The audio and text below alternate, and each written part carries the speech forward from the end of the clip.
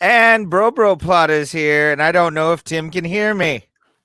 I can hear you. Can you hear me? I can. Oh, thank goodness. All right. I don't know what was going on, man. Because when you before you get in the studio, you check the mic, right? It has that little blue thing on streaming out here. The mic's working. It was telling me the mic was working, so I guess I just had to log out, log back in again. Okay. Now I'm messing with the lighting. There's a light on, but it's way over there. Let me change it. You keep talking. Okay. This is Bro Plata, episode number 70. That's right. We are now allowed in the AARP movement full time. None of that part time 65-year-olds and 45-year-olds at this point. We are at number 70. We are recapping one of the best cards so far of the year in terms of knockouts and also in terms of me being right and picking the right guy. With obviously Kevin Holland and Derek Brunson happened this past Saturday. And we'll be talking about that later in the show. But right now, I kind of want to find out how Tim's vacay is going over in the Pennsylvanias. I'm fine, man. I'm just trying to figure this out right now. I might have to turn that light back on in a minute because it's getting darker. Look, I'm in the sunroom right now at my grandparents' house. Ooh. But I'm against the wall. But the rest of it's all windows, right? So it's getting, it's going to be dark here soon. So I might have to turn the light back on. But for now, I put the light on and it was too bright. And I don't know. We figured this out very quickly. So we did. Not a big deal. Yeah. Fine, man. Fine. I'm seeing my family. I have more family to see. I got here yesterday. I'll be here till Saturday. We're leaving Saturday. Okay. I'll be home before the fights start. So Saturday. And there's something I wanted to ask you that I'll ask off air in pertaining to that. Okay. But it's something we can talk about after the show. Yeah, it's I'm excited for you. The fact you get out of your cave for a little while. That's always a good time. I'm in a new cave. You know what, man? This sunroom is nice. I really wish, if I had this where I live, this would be the podcast studio. This would be the nice, I'm afraid to pick up the computer, so I'm not going to. I was just going to show you, but like I said, I'm just against the wall. Although you can't see that's the living room right there. Ooh, right. I like the door. There's like a window here. Windows are here. Oh, there's a curtain, but there's a window. Anyway, it's all windows. There's a sliding glass window on the other side. It goes to the porch. And their porch is cool because it's right over a hill. Like if you rolled out the porch, you'd roll all the way down the hill to the Susquehanna River. River. Yeah, fun. The Susquehanna River. Yeah, it's right there. I'm in northeast Pennsylvania, Wyoming County. I'll give you that much. Nice. Ray, are you smoking illegals right now? What do you? I'm smoking a e-cigarette. Okay. I'm not smoking anything illegal right now. Because I have this. I wasn't going to put it on. I wanted to tell you, but I wasn't going to. Didn't want to tell you on air. Ooh, it's not illegal, but I found it. I'm going to take it right now. In an hour, I'm going to stop being coherent. You know who Chris Ranowski is, right? It's weed, everybody. Don't forget. But yeah, PA has legal. I think it's medical. Yeah. Yeah. Yeah. So you're gonna be just on. You're gonna be on another planet. Coming. It's not bad. It's not crazy. It's like a tenor. So. Still, if you don't smoke often, which I don't, yeah. So yeah, in about an hour or so, I'm gonna stop. Right where everyone knows, because I'm gonna forget everything. I'm gonna forget what's happen. Tim's just gonna be sitting. You're gonna be sitting there looking like Jack Torrance in the snow in The Shining, just frozen. Right. And just so you know, that thing I took, number one, was fake. This is a bit we're doing, and not only that, it was stolen too. It was stolen and it's fake. So it was an aspirin. It was an aspirin, and I stole it. So no one's copyable. I have smoked my vape on here a few times. I think it's in my car somewhere, to be honest with you. Yeah, it's in my car because I had to go pick up something from a customer. I left a thing of mouse bait at her house, so I had to go and just pick that up.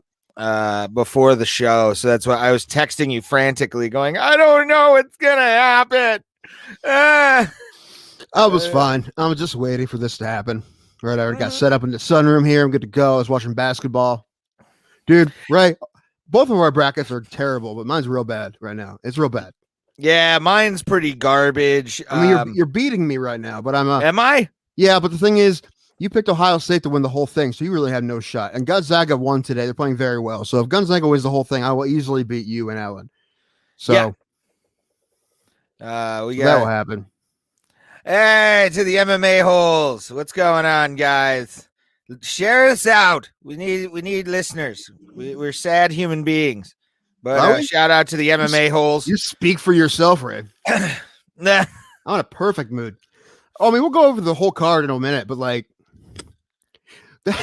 I never saw anything like that on Saturday night. That was the weirdest thing I ever saw. What Kevin Holland was doing. I'm not quite sure what he was doing. Like, I love Kevin Holland to begin with, but he took it to another level, and I'm not quite sure what was happening. And it doesn't seem as cool when he loses. Like, it's really, if he would have knocked him out in the 5th round, it would have been a lot cooler. But now because he didn't, you're kind of like, I think he went too far because because he was because he lost. So I don't know.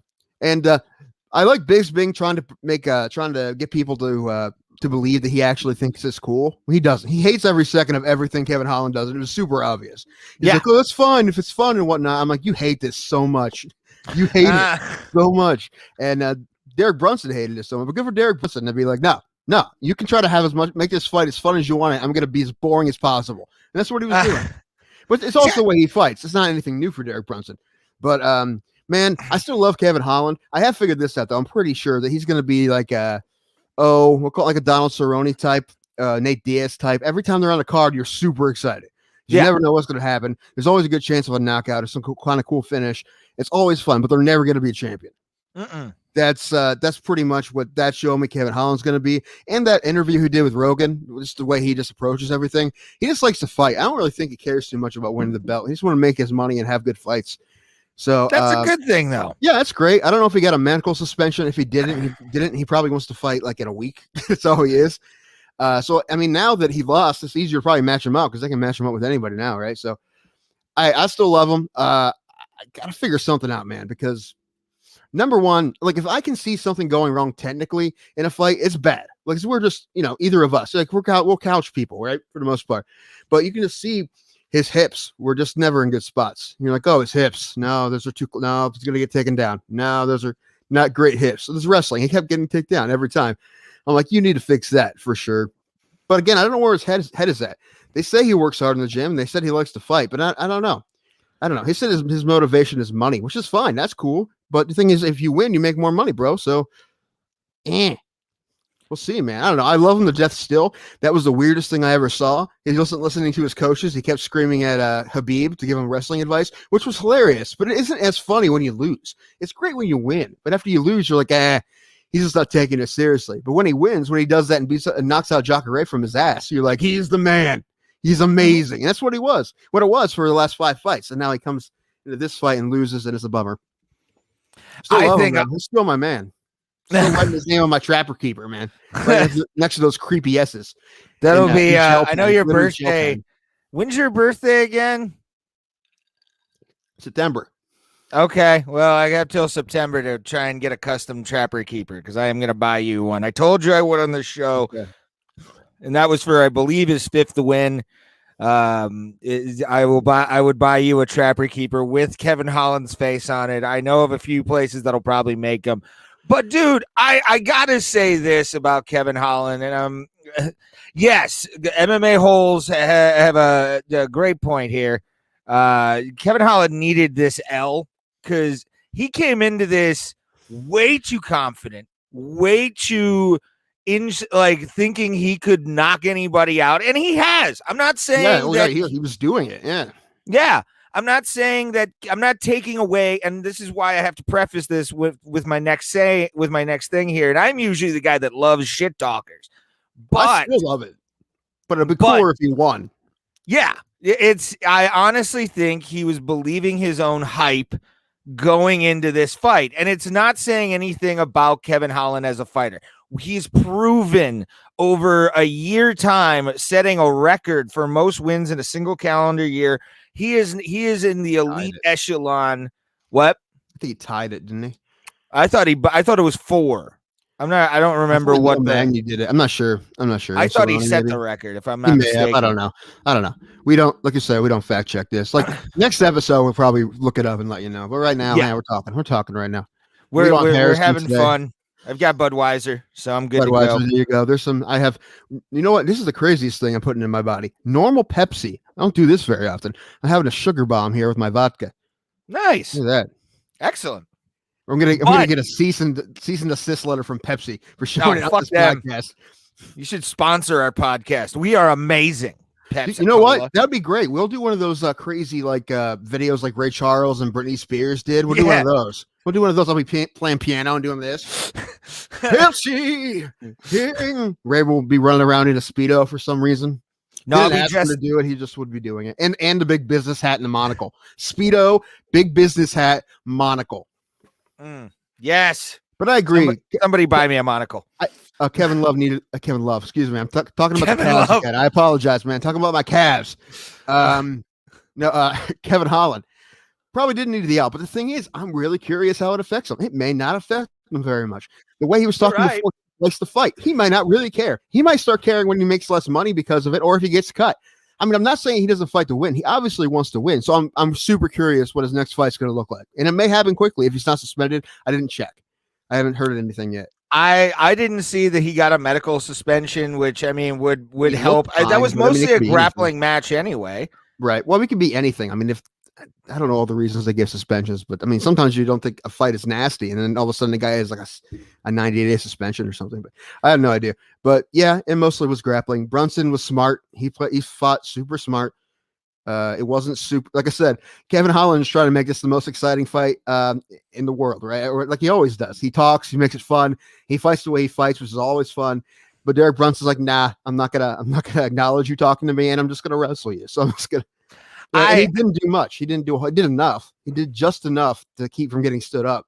I think Herb Dean warned him about action on the ground about 300 times, but never stood him up. He just kept saying 700, but you were 700. Okay, I'm sorry. Yeah, I was lowballing it. Yeah, it was a lot. And also, I mean, I've said it many times on the show who he was talking to. Not a fan. Why would you get advice from one of the worst coaches in mixed martial arts history? In Khabib Nurmagomedov? Like, why would you want to listen to a guy like him, Kevin Holland? Listen to me. Stop with your John. Get to fighting, motherfucker. He bored me for most of that fight like a Khabib fight. No wonder he was listening to Khabib. He was boring me to death. Just boring me to death. No, what was I going to say? Oh, really? I think I know why he was asking Khabib, because he's the greatest of all time. Are you kidding me? Worry about your fucking opponent, asshole. Don't worry about the guy next to Dana. You're not impressing Dana by doing the shit you're doing. Did you hear what Dana said? He said, I think he had a mental breakdown. I think he folded under the pressure is what he said. I'm like, I don't know.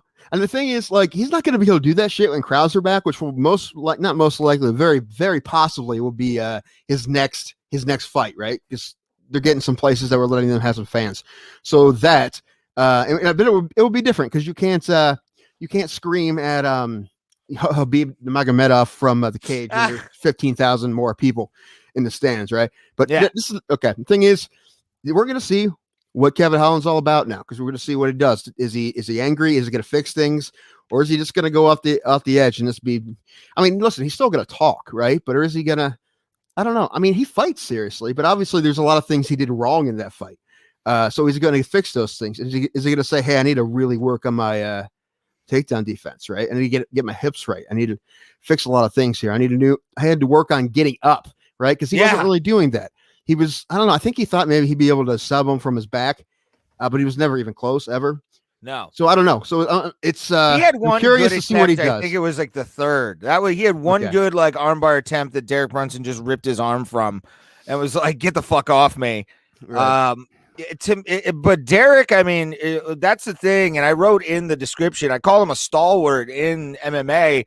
and Derek Brunson has beaten some of the best in the division at multiple times. Mhm. So this was not going to be an easy fight for Kevin Holland. Did I think Kevin Holland would have put it away early? I mean, if he had the shot, yeah.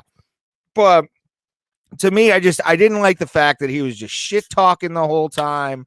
I don't get that part at all. I don't get the shit talking during the fight. It's so fun though. It's so fun when he wins. When he loses, it's like, oh, he wasn't taking us seriously. But I never said that when he knocked out Jacare or anybody else he fought last year.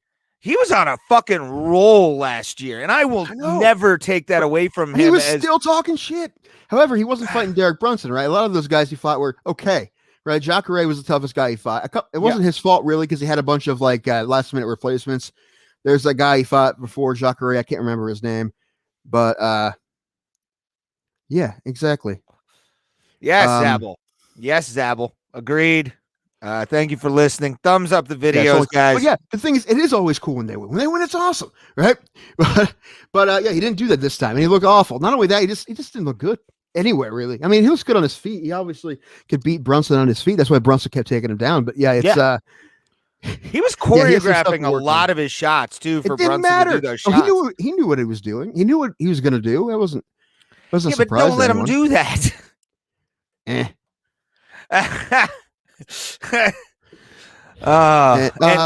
Kevin Holland. Yeah, they talked about Kevin Holland at 170, but he doesn't want to. Yeah. Like I think he would look like a skeleton at 170. Yeah, I don't know. I think originally he was going to fight 170, then he ended up going up and then just staying there. So I don't know. I think he's talking. He's just going to stay at 185, but he's not a big 185er. However, he is young too. So I mean, I don't know. If he starts doing 70, he'd have to change a lot, and then would he be able to do it for 3, 4, 5 more years? I don't know. We'll see what he wants to do. Listen, I mean, he wouldn't have lost to Derek Brunson if he just had better takedown defense, and I don't know. It's what it is. I don't know what else. We got all kinds of stuff. What else we got to talk about today? We'll get to more fights later. Oh yeah. Beside the I wanted to talk, and I know this is an MMA podcast. Tim likes to make sure I don't bring my wrestling in. Are you? Come on, man. Really? But here's the thing. Oh, you're fine. Everything is good. But it's last night was the last pay-per-view before WrestleMania, and I want you to see these memes, Tim, because this will be part of bro, check this out. I don't care about wrestling. I don't care about wrestling. It's not a real sport. It is fake as fuck. There are guys in underwear, and they run out of luck. I don't know. That's something. Hey, I'm gonna turn this light on. Hold on. Keep talking. And no one's promo, and everyone's promos suck. There you go. That's good. But last night, there's been a guy out for a little while, Bray Wyatt. He's known as the Fiend in WWE, and he made his return last night, and the internet lost their fucking minds on a couple of memes that are on that I have saved here. And for context, I'll give you guys what Bray Wyatt looks like now. He kind of looks like a Deadite from Evil Dead. That guy plays bass in Mushroom Head, doesn't he? He does look like a drummer from Mushroom Head. He really does. Yeah. Like he could be on the percussion for 42 or for 43. It's definitely there. But like I love it. But here some of the two of the memes that I love the most are this one, which is Alexa Bliss on top of Randy Orton and the Fiend right behind him. Well, and you got to take the bro check out down here, brother. Okay, it's mark me down as scared and horny for these two people right here. And then since we were on the subject and you are on the marijuana pills right now, I can already constantly say that this is the PSA I think every kid needs to see. It's going to be me in about 45 minutes.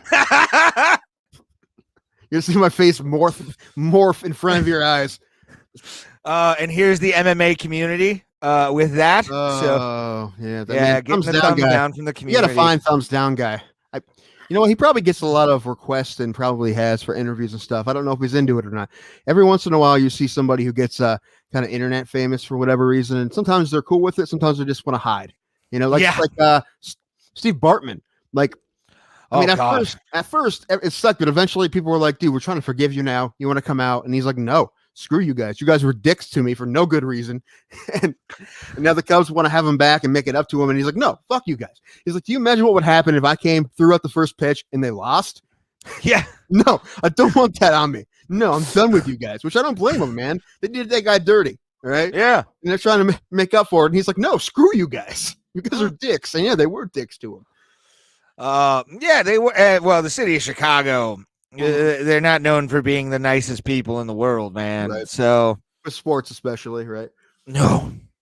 If you don't know who I'm talking about, it's this guy, Steve Bartman, back in 2001. Or I forget, when was it? 03? Sometime. Oh, no, it was like 2000, and I thought it was like 2003. Yeah. Yeah, something like that. The Bartman incident. Yeah, they blamed this fan for interfering with their outfielder Moises Alou, and he's trying to catch a foul ball. And it's like years later, Moises Alou said there was no way I was going to catch that anyway. But it's weird because they zoomed in on the guy, right? And then people found out who he was. And this guy's life was hell for a while because they blamed him. What? Which is sad. Yeah, it's terrible. Yeah, they gave this guy help. I mean, we talked about giving shit to players, especially amateur players, the other day. Like, people are monsters on Twitter and whatnot. This was just as bad, man. Just the fan. He wasn't even in the way, really. People thought he was, so they blamed him as being the reason the Cubs lost that series because they were up. They were about to win. After that, the Marlins came back. I think they won the World Series that year. They did. Yeah. So they were good. Anyway. Craig Counsell was on that team. Craig One of my favorite players of all time. Greatest stance ever. Yeah, man. That's so weird. I know. It's so just wacky, man. Up He's like here, stretched out as far as he possibly could be. He's nuts. But he's he's like a rubber band. He's good, and he's a good manager now too, right? He's with the Yeah. Brewers, I believe. Yeah. Yeah. Oh, you know where I might be going, Ray? I kind of tipped it off. I think this week, I'm about 2.5 hours, or a little less, from Cooperstown. Ooh. So I think we're gonna go to Cooperstown one day this week. Good shit. Yeah. Yeah, go to the baseball museum. I haven't been there. I've been there once. I've never been. It's pretty great. Have you been to the Football Hall of Fame? That's cool. I have, and I was underwhelmed. Yeah. Well, see, the thing is, we're both. I mean, I like football a lot, but history of baseball is much more of a rich history, right? So there's just so much more in the baseball Hall of Fame. Yeah, I've always wanted to go to the Baseball Hall of Fame and then also, obviously, the Hockey Hall of Fame. I've been outside of it once when I was in Toronto. It's in Toronto. Right in downtown Toronto. I think it's got its own building. Like I think like four stories of just hockey memorabilia. They've got every circle that's been cut off the Stanley Cup. Cool. There's a few Lumberjacks jerseys in there as well from the Cleveland Lumberjacks because of certain players, Jock Calendar, Jimmy Pack, who was the first Korean player in, I think Jimmy was the first Korean player in professional hockey. I thought it was that kid from the Mighty Ducks. No. Okay.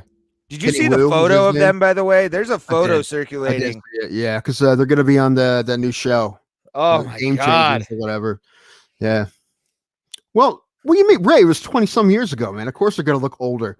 I don't want to feel old, though. Like, I don't need that shit. Man, why isn't Charlie in this? Adam Banks still looks like a cake eater, man. Still, to this day, cake eater. I don't know. Josh Johnson, Joshua Jackson. Yeah. I don't know. Don't ask me. Charlie should be in this. That's probably what they're gonna do for like an episode. Is Charlie's gonna come back in like the championship game to like coach? They should have let Goldberg in, man. I mean, I know he's only been clean for like 6 months, but like he's clean, so let him in, bro. Season 2, maybe if he's still clean for season 2, they'll let him in. Probably. I hope so. Have Keenan Thompson come back and show everybody a knuckle puck? Yes. I feel like that is going to happen. This show should just be 95% nostalgia. It should. I mean, you've already got Emilio Estevez coming out of whatever hole he came out of. I know. His career is just Mighty Ducks nostalgia, isn't it? Mostly?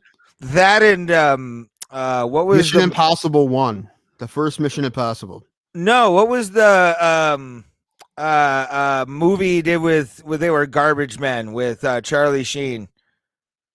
I don't know. Oh, there's one where they're garbage men together, and like I don't remember. It was like probably Trash Men or something like that. I forget what it was called. But Emilio Estevez, and then I mean, I can't wait. I would love to see them do a Breakfast Club remake where it's the like reunion. I forgot about Breakfast Club. Oh, I love Breakfast Club so much. That movie is. You see this? This is what happens when you spill paint in the garage. I'm not paying attention to you because I'm trying to IMDb Emilio Estevez, but I can't spell it. That's the problem. Can't spell Emilio. Emilo, and then it's ESTA.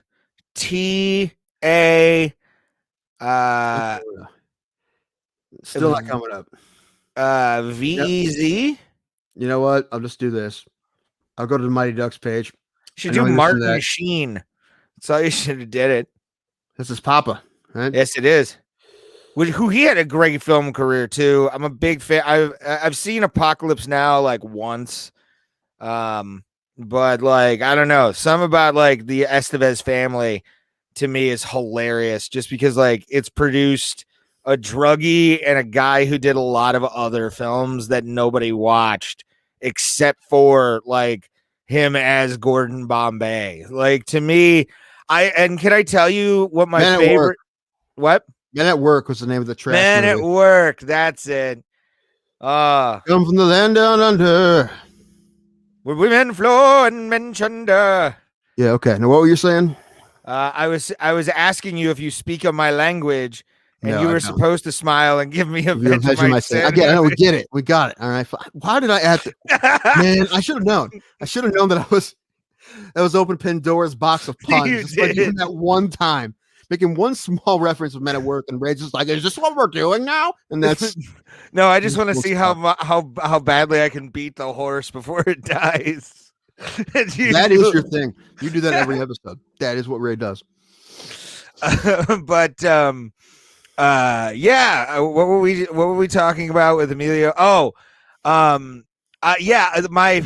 I will give you my favorite Mighty Ducks movies in order. There's only one, 3. And that's it. You've said this before. I'm not a fan of D2. I'm not a fan of 3 going to college. No one likes it. It wasn't college. It wasn't even college. It was or juniors or whatever the fuck it was. Yeah, it was a prep school. Yeah, I don't know. It wasn't juniors either. It was a prep school in Minnesota or something. Yeah, it's boring. Even worse. Yeah, it's boring. The rich. Hated the rich hockey players when I was a kid. So I was a poor hockey player. But no, I don't know. I just have never just because D2 created the craze of drunk 20-somethings going, I'm gonna do a knuckle puck at hockey games, and you're like, yeah, I'm not gonna bring you to a game again because I'm a pure, like, you're a baseball purist, I'm a hockey purist. Like, no, I understand that, man, because like I said, I'm a baseball purist, so it pisses me off. Some baseball movies piss me off too. We talked about this. Angels in the Outfield. That one doesn't, because it's like a fantasy. It's a nice family movie or whatever. Anyway, I think it's time for Hero of the Week, Ray. Dun dun dun dun! Hero of the Week. It is. I have an honorable mention, and you might have to find a picture of this guy. His name is Cameron Kurtwig. He plays basketball for Loyola University in Chicago. They beat Illinois yesterday. Kurtwig. This guy had a great game. He was the man. He's a player of the game. He's a monster. And this guy looks like, the night manager at a Waffle House. Like, he does.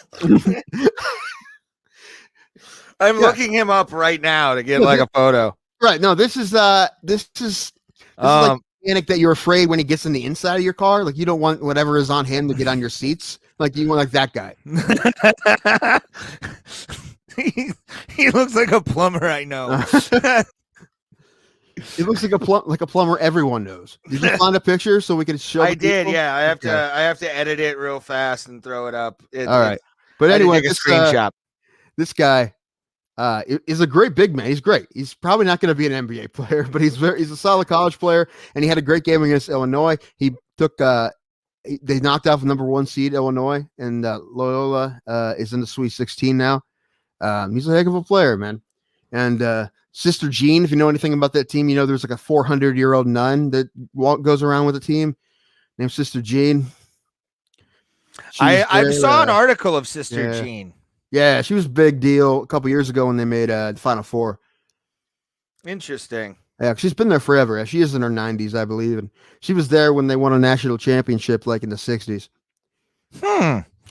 Yeah, this dude. I mean, you want to talk about a guy? He looks like who's the? Hold on, I have to turn that down. That's a fun time. Brand, but he looks like the kind of guy that would like help you with your tires, and like then ask you for $25. Like I there's something about him. Maybe you got the picture. Where is this? What's going on? I'm downloading it, or I'm putting it up as we speak, sir. Okay. Technical difficulties. This should be the name of this podcast. We just don't have a producer. That's true. There he is. It's a handsome man right there. He kind of looks mustache. Who's the guy that knocked out Fedor in Bellator? He was a UFC fighter. Mitrione? I don't know. Yeah, it looks like Matt Mitrione a little bit. Man, I wouldn't give Mitrione that, man. I don't think he looks that bad. Oh, this is a handsome fellow. What am I saying? Look at him. I was about to say, look at that. White. Look at that pencil stash. That's the best part. Is that disgusting mustache? There's a guy named Drew Timmy who plays for Gonzaga. He has a power stash, and it's great. It's a great power stash. But that's just like that 14-year-old mustache you get. Like their mustache. That's what he's got. But anyway, he was great. So he gets an honorable mention for Hero of the Week. But Hero of the Week, Ray, it's a fighter this time again. It's Tai Tuivasa. Shui Vasa, the man. We love him. A couple of reasons. Number one, knockout in 40 seconds. We'll talk about that. Looked awesome, right? Like I said, I didn't have a lot of faith in Harry Hunsucker. And then to begin with, he was a light replacement. Got a shot against a really tough guy, Tuivasa. Also, afterwards, I just see the video. He did get himself a shoey eventually when he was talking to Megan O'Leary. He got himself a shoey with a Modelo. Someone handed him a shoe and a Modelo, sponsor of the UFC, label out. As it should. He knows where his bread is buttered. Yeah. And then, but he is the Hero of the Week because I double checked and it was true. He walked out to Still the One by Shania Twain. Yeah, I heard that. Yeah, man. So that's awesome. And I think before he walked out to My Heart Will Go On by Celine Dion. So he is the best. Listen, it's the same thing with talking shit. If you have a ridiculous walkout song like that, like Still the One by Shania Twain, and you win by knockout, it's awesome. If not, it's like, why don't you get something to pump you up, man? Now stop trying to make everything a joke. You got to win, bro. But he won, so it's awesome. Yeah, it's Here to me. I mean, if you also we can remember the Mike Perry fiasco with his theme song. He made it work. Like I like when guys make stuff work and they come out to the most lighthearted fucking shit because it makes you get into the fight a little bit more because you're like, he's a goofy dude. Let's see what happens. Like I'm trying to think. Tom Lawler, great example. During the Conor Diaz fight, the first one, he came out to Like a Prayer by Madonna. I'm already sold. Like he's a champ, and I love him for it. And he's a great pro wrestler too. I saw a guy, an amateur somewhere a while ago, who was dancing down the aisle to his walkout song. It was "Make My Dreams Come True" by Hall & Oates, which is a great song. And a great song you want to dance to. And he was dancing full on the whole time. Then gets in the cage and wins in 8 seconds. So that's called a man. That's called a man after my own heart right there. Yeah, that's a man's man. You listen to some Hall & Oates and then kick some ass. What's wrong? I told you, man, when I was running sounds at the comedy club, I Hall & Oates bombed that place for like 3 years. I played the same Hall & Oates CD before and after shows over and over again. I wouldn't stop playing it. Someone else would give me another CD to play, and I'd be like, nah, we're good. I got this one. I've been playing the same Hall & Oates Greatest Hits CD for 3 years. That's hilarious. I think it's hilarious. I think it's awesome. You're welcome, everybody. There's a friend of my mom's who's a big Hall & Oates fan. So much so that she like has hung out with like Daryl Hall like a bunch of times. And like she named her car after Daryl. Like there's some lunatics out there, man, that like I can't really say anything because I'm a Flogging Molly fan. So like anything I do that involves them in some way, shape, or form. What's your car's name? Sarah? No, that's not too weird. It's a girl's name. Sarah Smile. I'm trying to think. Oh, and plus Daryl has a great TV show on what's the name of the channel? Access. She's actually here. I didn't realize that she's helping build our bathroom. I thought I heard somebody, but yeah, it's a jam session with Daryl Hall and Daryl's house. Yeah, I've seen Daryl's house. It's on YouTube too. I heard they're bringing it back. Yeah, shut it down because of COVID, but I heard they're bringing it back, which is great because there's like one with like the dude from the Goo Goo Dolls and like Rob Thomas and all kinds of people. The Rob Thomas one was great, and then the one with Train was awesome because they were just like jamming the fuck out. It's just because I like Train. That's like one of my guilty pleasures. Anytime a Train song comes on, I'm like, yeah. Pat Monahan is the worst lyricist of all time, and it's actually hilarious. It's actually hilarious how bad he is. Hey, soul sister, ain't that Mr. It's just the first thing he thinks of that rhymes with the first thing he thought of. Like, he's like, what rhymes with Mr. Oh no, with soul sister. How about Mr. Done. Done. First draft. That's first draft Pat Monahan every time. What are they listening to on the radio? Yeah, that's gonna work. Nailed it. Or what else do you call radio? A stereo. Nailed it. Yeah. But I tell you, Drops of Jupiter is one of the best $50 million. Yeah, pretty much. But yeah, Drops of Jupiter is one of the best pop rock songs you'll hear. It's amazing. It's a great tune. I love Drops of Jupiter. How can you not? But for the most part, that guy is a ridiculous lyricist. It's actually kind of funny how bad he is at it. But Me Virginia is another one where you're just like, what is this song about? Yeah.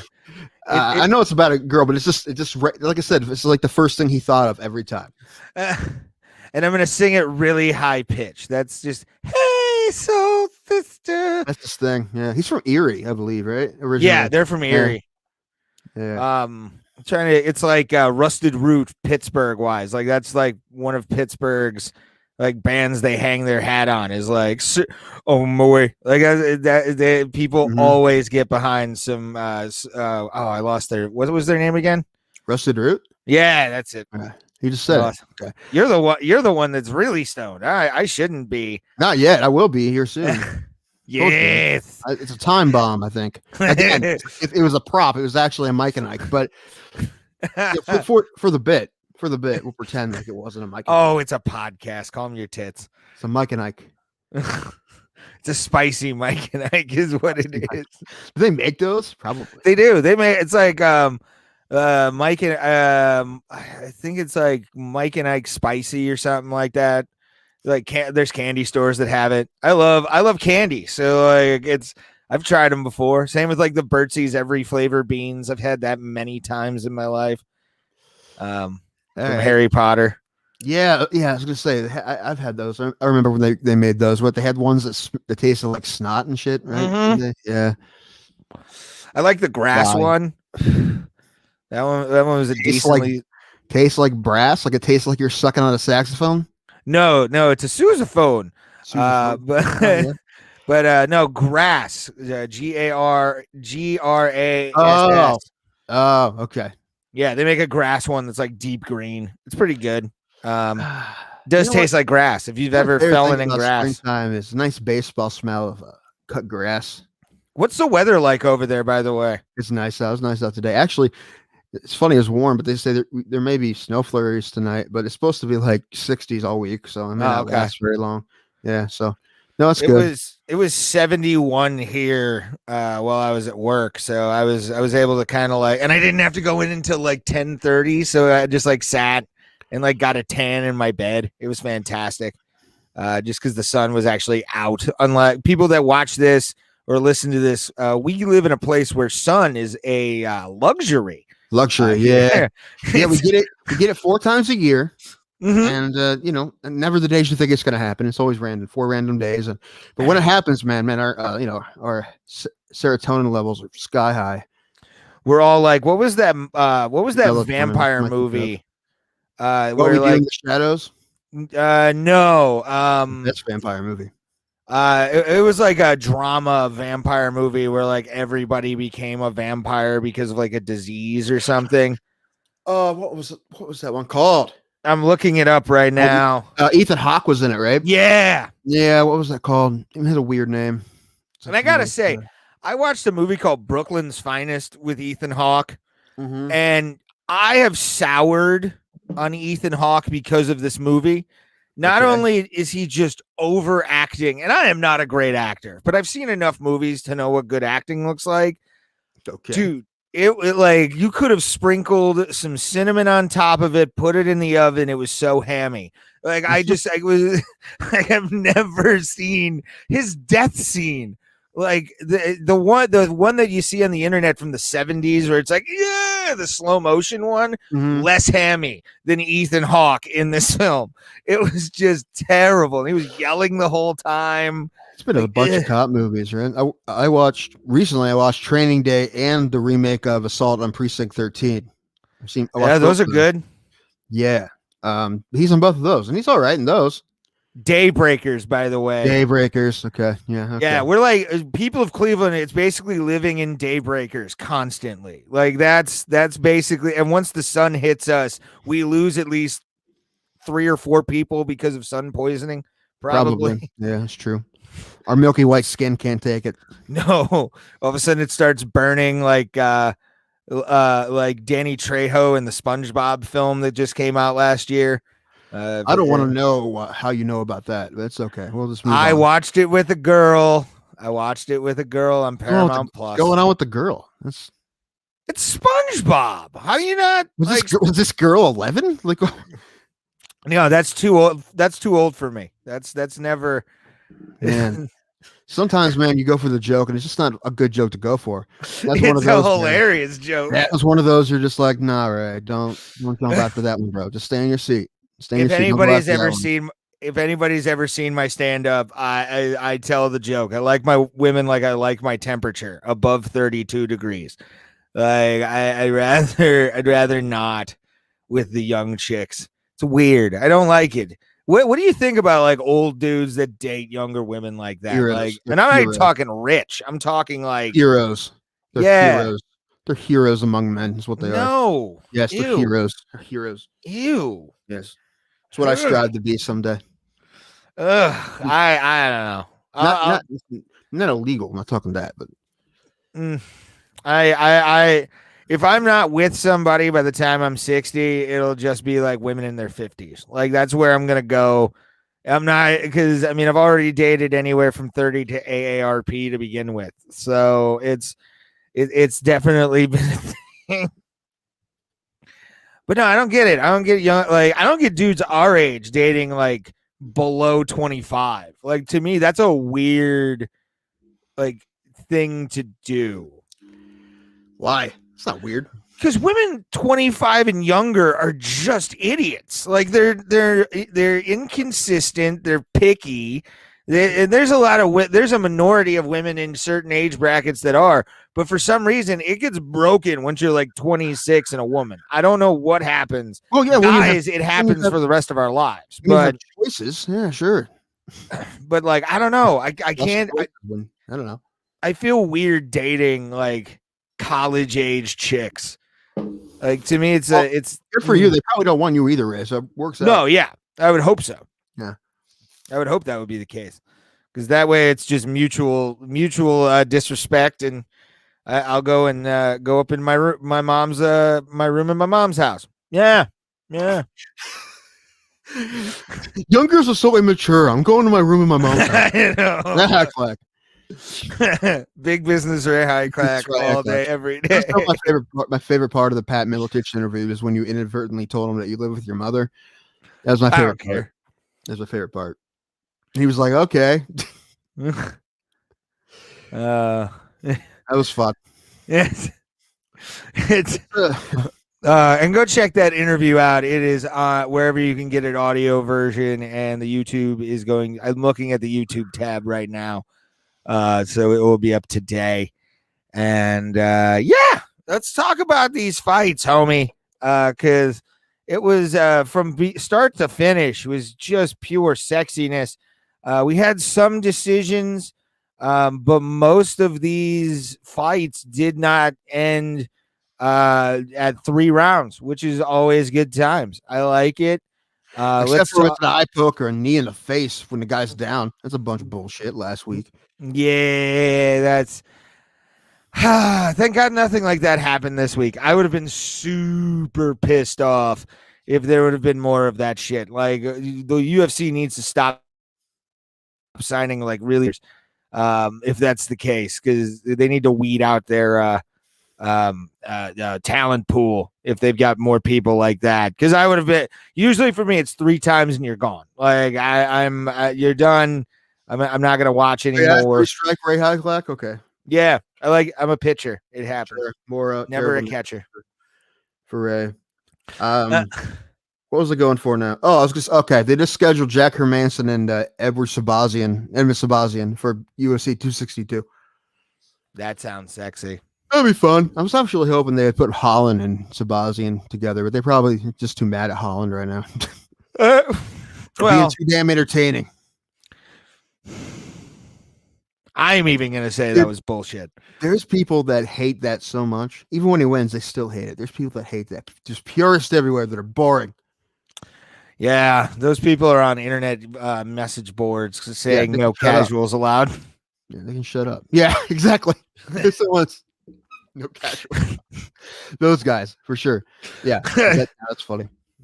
Oh man, it's but I don't know. Again, man, it's just he was talking even when he was in. We'll get into it. We'll get into it. But let's talk about JP Bai's husband extraordinaire getting it not done against Bruno Silva. Bruno Silva can crack, dude. I'm definitely going to be looking more for him in upcoming UFC cards because he just owned JP Buys for 2 rounds and then finally was able to finish it off.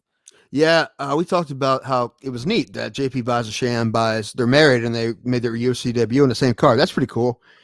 Fortunately, they both lost, so they can, wallow in each other's misery, I guess. I'm sure they'll be fine. They'll be back. But yeah.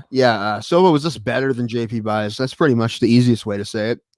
Can just do that. How do you finish him again? I know it happened, but I think it was just a straight up end of the entire punched him in the face. Yeah, just punched him in the face until they said, if I believe so. He got dropped 3 times, and Mark Smith called it off after the 3rd time.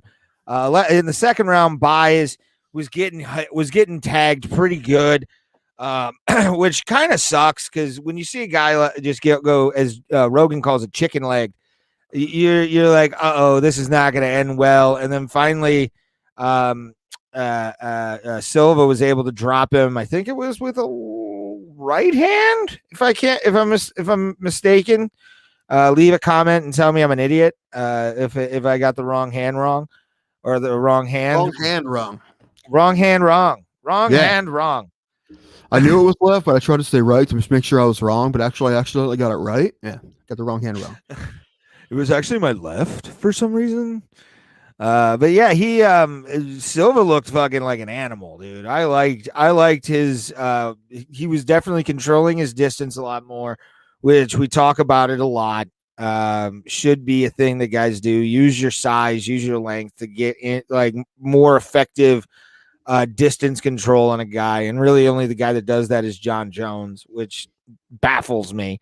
That not a lot of tall fighters do that. Izzy sort of, but we really didn't see that in the Jan fight. But he definitely has that distance control down pat with his kickboxing. But yeah, I mean, JP Buys ends up being the first victim of the night, one of many. And they also moved because of the who had to drop out.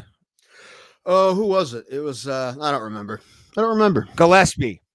That's right. The Gillespie fight had to be thing. They moved a fight up on the card, so we'll talk about that. That ended in a knockout as well.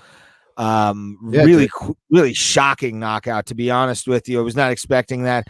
Montel Jackson getting the job done with a 1st round KO, 158 against Jesse Statter. Mike Jackson?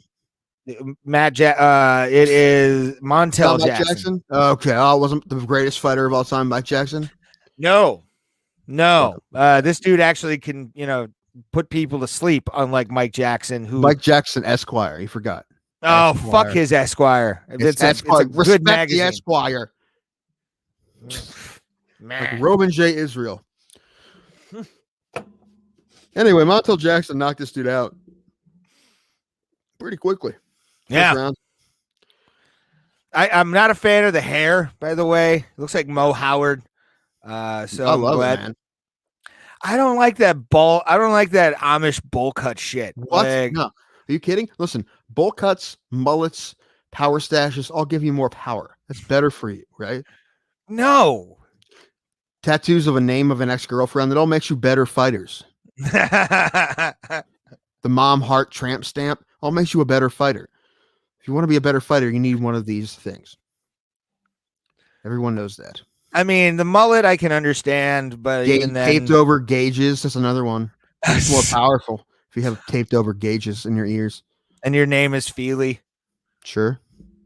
But it's not. It's not though. I know. Oh, it's weird. But anyway, I mean, Montel Jackson, I'm definitely going to keep an eye on. I don't really remember him fighting beforehand, but I'm glad that he is under UFC contract, because we're going to see a guy that either can go the distance or, he'll get slept just as quick as he did to Statter. Statter or so Stratter. You're trying to say is this is a guy who can either go the distance, finish someone, or get finished. Is that what you're trying to say? Yeah. Well, I mean, will he buy his own hype? Is what I'm saying. Will he pull a Kevin Holland? You just basically told everybody the ways you can win. Yeah, but exactly. This guy's either going to win by a choke, or maybe he'll lose by a choke, or win by a knockout. Maybe he'll lose by a knockout, or maybe he'll get DQ'd or win by a DQ. Or maybe a decision, or maybe a draw. Well, either of those things are possible. You might think I'm crazy, but I think any of those things are possible. That's right. When you talk in business terms, okay? When you talk in business terms, sir. All right. We need to get you that monocle. I need a trapper keeper. You need a monocle. The trapper keeper. I think that should be our first merch. Is us on a trapper keeper. I think people might buy it. No one would buy that. I wouldn't buy that. I wouldn't have one. We're just back to back like two 90s sitcom stars. Ooh, how about Lunchbox? I'd do Lunchbox. Lunchbox would be nice. It'd have to be made out of actual steel. I want like old school 70s more lunchboxes. Lead, just high grade lead. And inside you have the stick of uranium that Homer Simpson brings home, just because it's lead lined, so we can be all safe, just to show how safe it really is. I think that would be a fun gift to give the kiddies. Their hair will fall out, and they'll have a great place to put the snacks. Show bomb. No, that's a big business quote. Big business quote. Sorry, everybody. Did you say big business woke? Big. Well, I mean, if you look at Amazon, Nike, and a bunch of other places, Big they are woke. They are big business woke. Yeah. That's when I don't get behind something. Like corporations do that. Nothing seems more fake than that, does it? Like this giant corporations being like, "We're woke, everybody." All right, super rich white men. Yeah. In the boardroom. Good job. We're woke, kiddos. Yeah. It's like I think Nike aren't they female run too? So it's like now it's like rich white women telling us how to feel. Like ew. They've been doing that for years. No, I mean I'd listen to Bill Gates, although the way he talks, he sounds very feminine. So it's already Bill Gates is trying to kill us with these vaccines. Have you not listened to Alex Jones? I mean, I keep telling Tim on the phone, "Hi guys, I'm going to stop in real quick, and let you know how much I love your show. It's a great show, but Tim, you make a great point. They keep putting babies in the vaccines, and literal babies, real babies. Where are they getting the babies? They're getting them, Tim, from the kids in cages who didn't make it. I'm telling you right now. So they're taking the dreamers that are in cages and using them to put them into the vaccines. They're saying, DACA, this is going to be a great thing. It's about vaccines and kids. Is it going to work? If it's going to work, it is what it is, right? We just kind of. I mean, you're right. But what am I going to say? All right. Thanks for stopping it, Alex. All right, I'm gonna go eat my sandwich later. Thanks, buddy. I like Alex. Yeah, Alex is fun. He's a great nice. guy. We need to get him on more often. Oh, you want me on more often? I hear you. I'm lonely in Texas. Joe Rogan doesn't have my return my calls now after that Tim Dillon episode. I don't know why. He does. Listen, I said all the time, I would love to have Alex Jones on this show. And I would just get him revved up and let him talk about whatever. I would just feed the monster the whole time. I don't believe anything he says, but I would just keep feeding the monster. Just go. I'm a 10%er on Alex Jones. I believe 10% of what he says. And then the other 90, I'm just like, oh, I'm going to drink more because this sounds fun. Like, I want to get a bowl of popcorn every time I hear Alex start yelling. I'm like, oh, I'm going to see it. I'm hearing entertainment now. Yes. Yeah, I'm trying to get my grandfather to watch Alex Jones. He doesn't know who he is. And I'm like, I think you'd like him. I mean, he's nuts, but you should like him. He has like all these crazy conspiracy theories. He's like, well, I believe a couple conspiracy theories. I'm going to listen to Alex Jones. He's all in on all of them, man. Dude, do they have a smart TV? Yeah. Okay, get on the YouTube app tonight with your grandfather. He's in bed already. Okay, then tomorrow, and have him watch Endgame.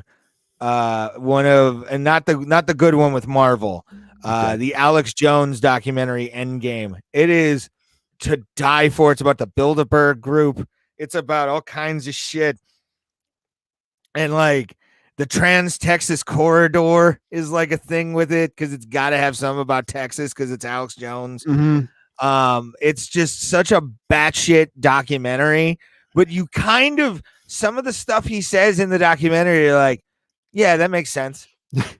Well, I mean, they watch Fox News all the time. The thing about that's a bunch of boring white people talking about nonsense, right? At least Alex Jones is talking about nonsense and he's entertaining when he does it, all right?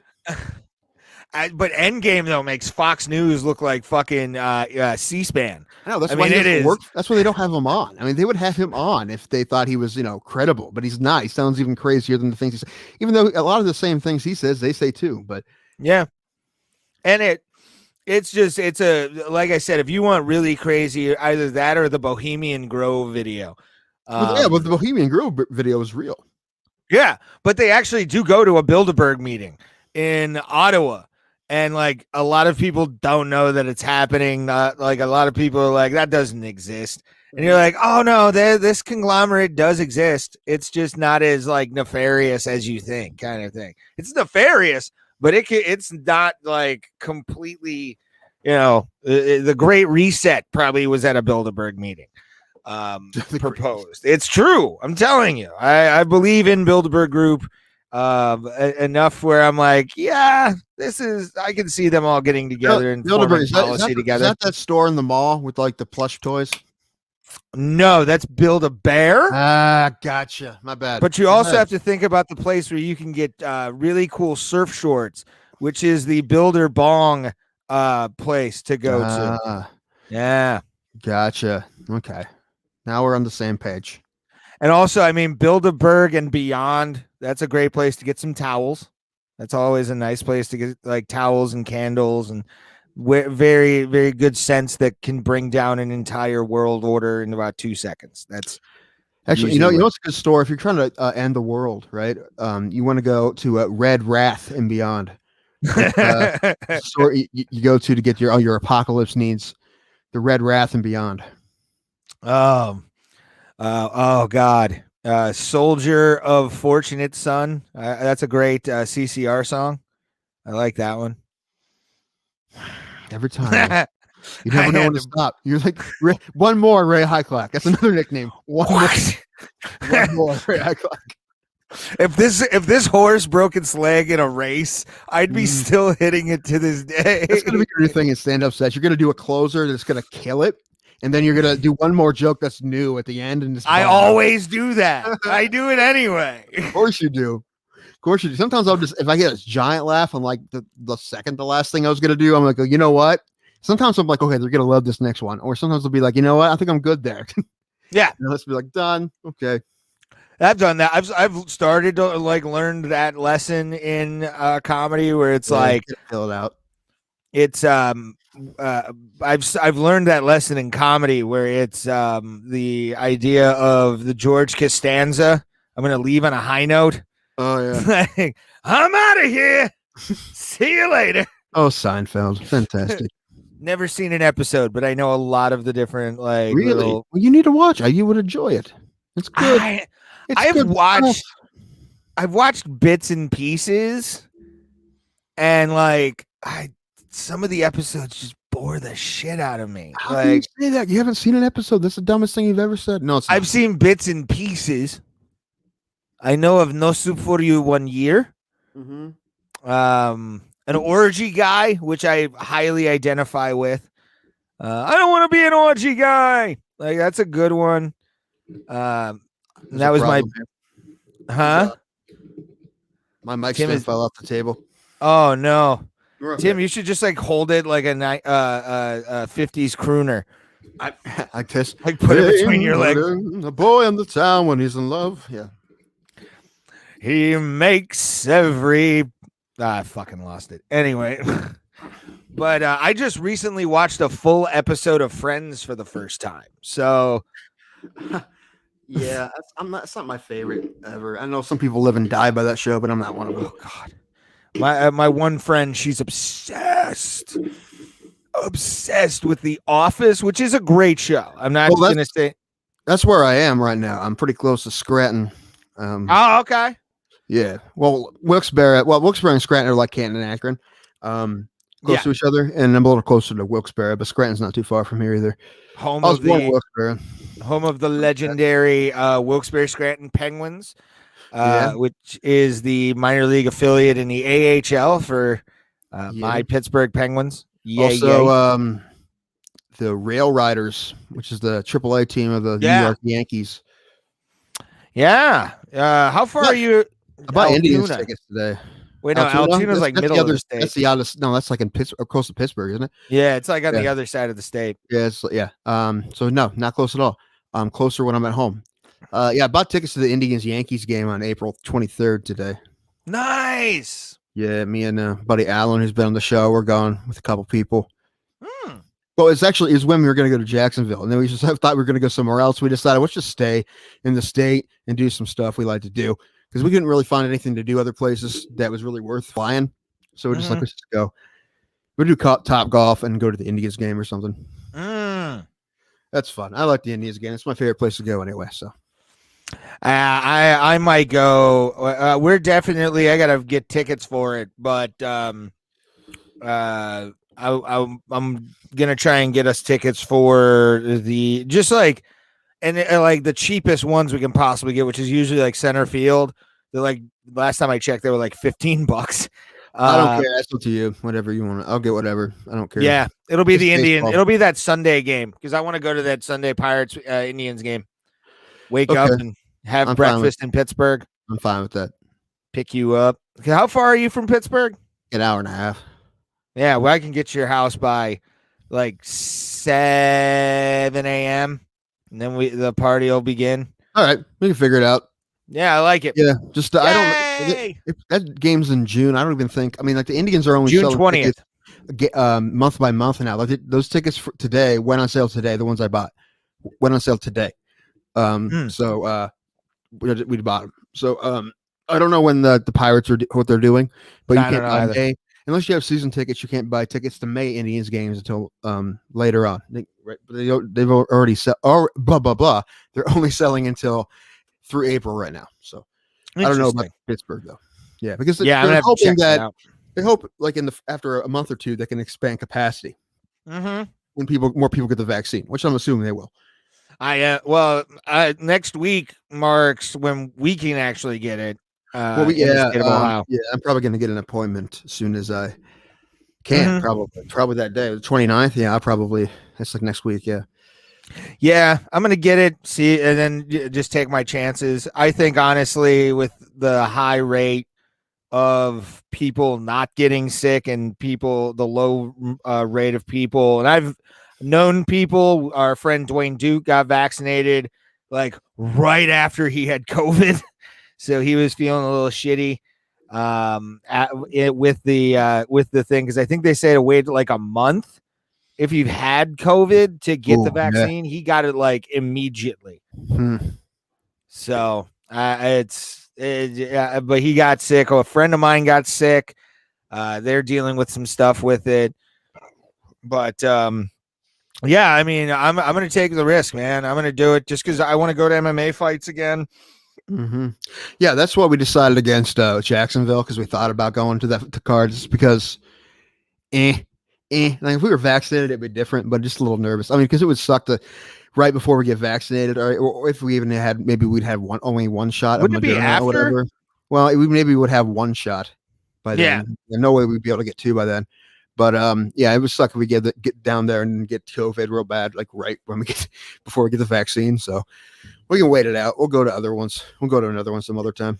Oh yeah, for sure. And if places open up more, hopefully there'll be one we can get to a little easier. Yeah, I agree, man. Because I miss concerts. I don't. I'll have that passport in a wallet. Like it'll make me get a wallet because I have to keep that passport with me or whatever it is. One of the places I thought about going, because it's a direct flight from Columbus to Dallas, was Dallas, because I wanted to see In This Moment, and they're playing in Dallas. Ooh. But that was a super really worth it to do that, really. But and I don't even know if my buddy likes In This Moment. I do. I mean, I would be cool with that. But you can see them other places too. With Texas is having a lot of concerts right now, so. Yeah, I can't wait till we can get this thing over with and finally be able to move on with our goddamn lives. I miss.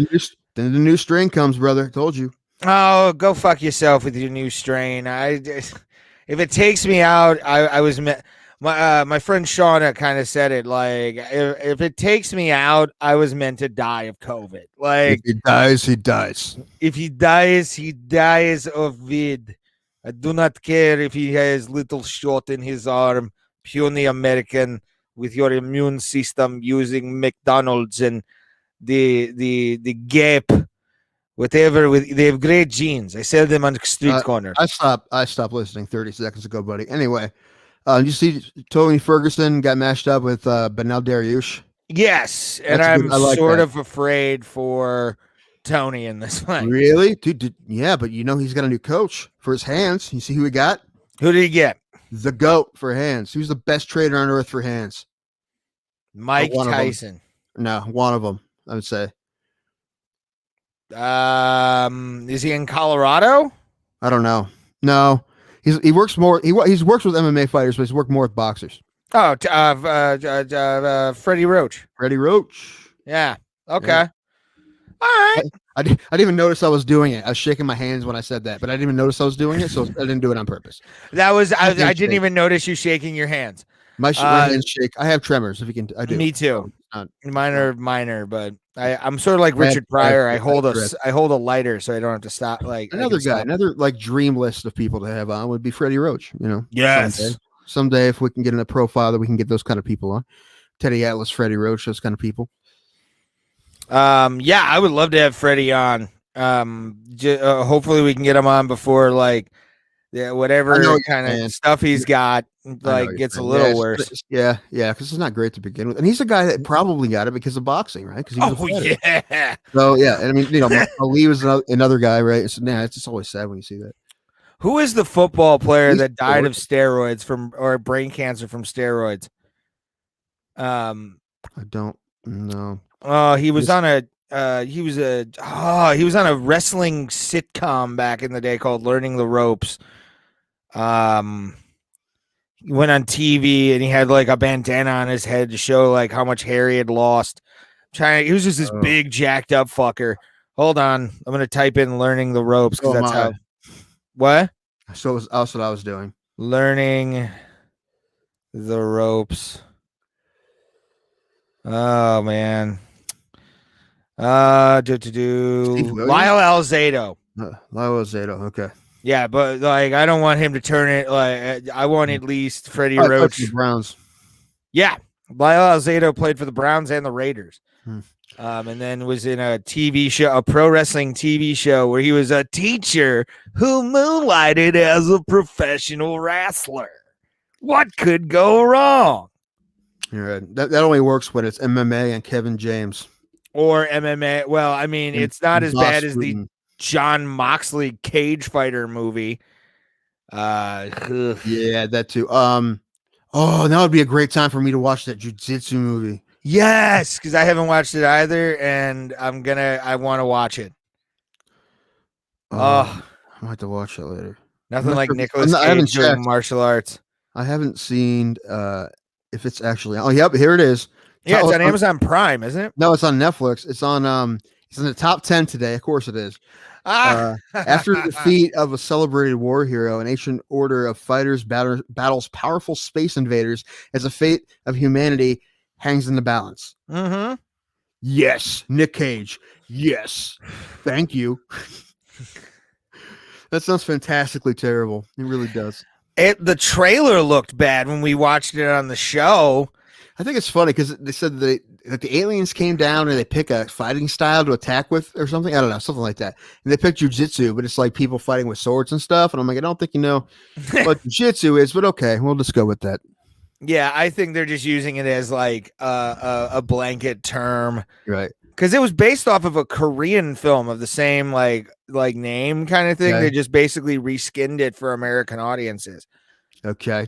Yeah, it's like what was that movie? The I think it was the Golden Emperor or something like that with Jet Li, and that movie was like a Chinese movie that they basically just reskinned for American audiences. And it was good, actually. The Monkey King was the name of it, I believe. Okay. Yeah, The Monkey King. That was a good movie. I like that movie a lot. It was a great movie to like just smoke weed right beforehand. And we got yelled at by these two people who walked in after the movie started, and we were doing our own commentary to like all the movie like stuff like Mystery Science Theater. And yeah, I used to do that all the time when I went to the movies too. Well, we were the only ones in the theater. Like when you're the only ones in the theater and you're with your friends, feel free to talk. If the movie has started and nobody walks in, I have no problem with you being basically a movie theater in Harlem at that point. It's definitely one of those things. What do you mean? I don't understand the reference. I'm not telling you. What are you laughing about? Wait, if you make a reference and I don't get it, I kind of need you to explain it to me. So if you would be so kind. So listen, Ray, I like to laugh too. So I want to be in on the joke, right? So would you do me a favor and just tell me what you meant by that, by a movie theater in Harlem, because I don't understand what you mean, so I can laugh with you. and other people who don't know what you're talking about. We all want to be able to laugh with you, Ray. So if you just be kind enough to tell us what you meant.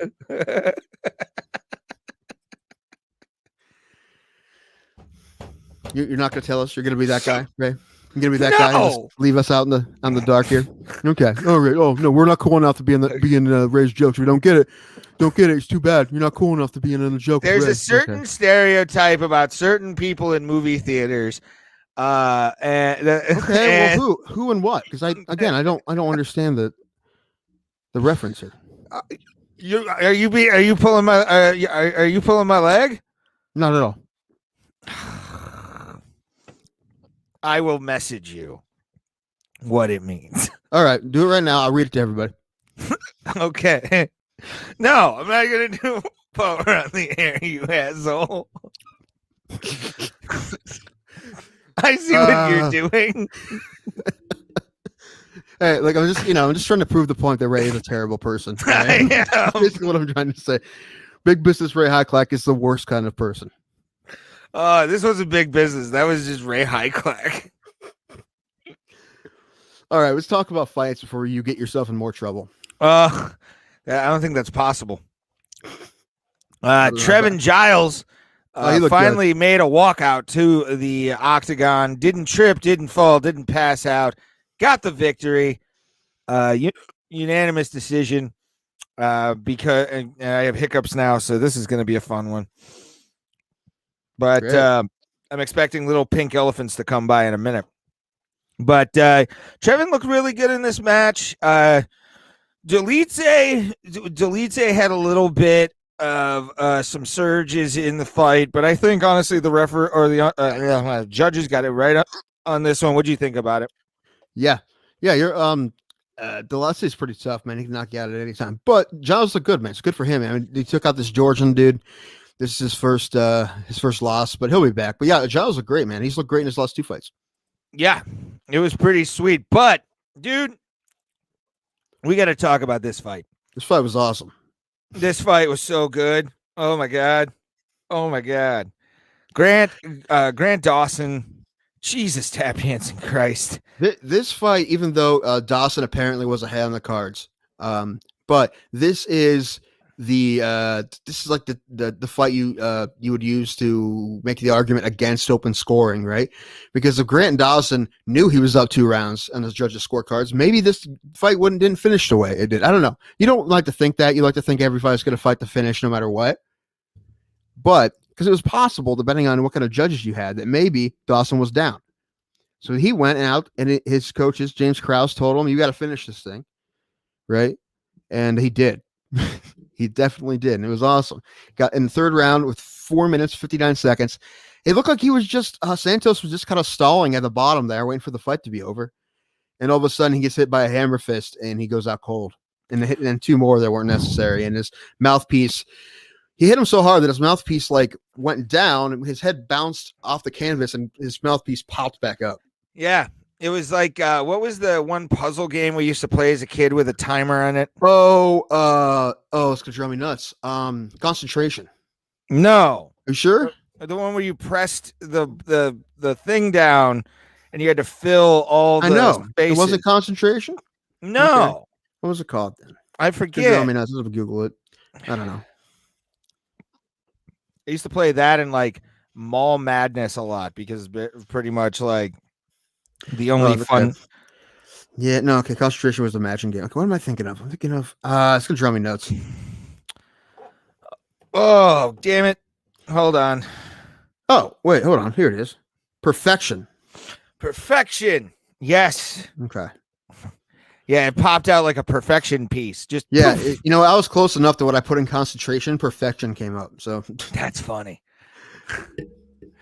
But yeah, Dawson, man, though, like Grant Dawson had when he went for that back fist and landed right about here, you could tell that it was sort of over. And good on him for continuing to fight, making sure that Leonardo Santos couldn't do anything with it. And it was by the way, I want to ask you this: did you notice there was a shit ton of leg work going on in this card? People were going for and almost getting it. Delidze had it. Santos was going for it. I think our next fight had some leg lock opportunities.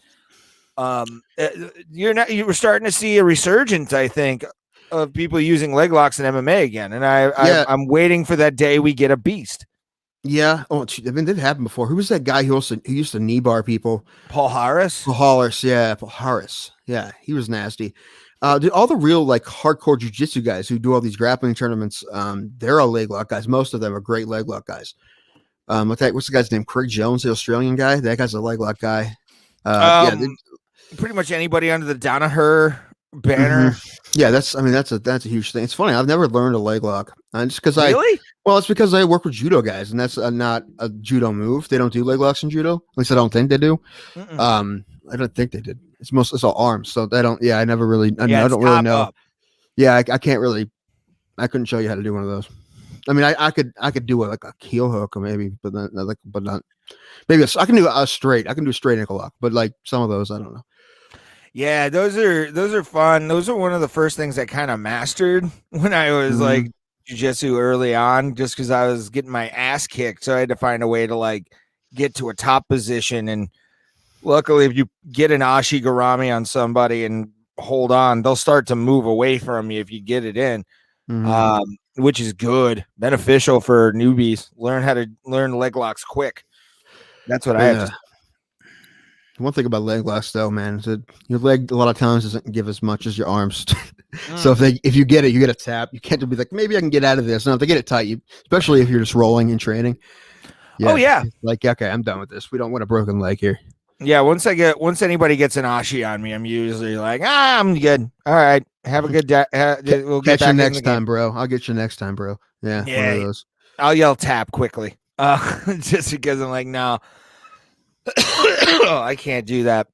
So what we have here? Reneo and how you say his name? Her Macy Chia-san. Chia-san. Chia-san. This is a big lady. She's a big lady. Like 5'11". She's a Paynesville 7, which I like.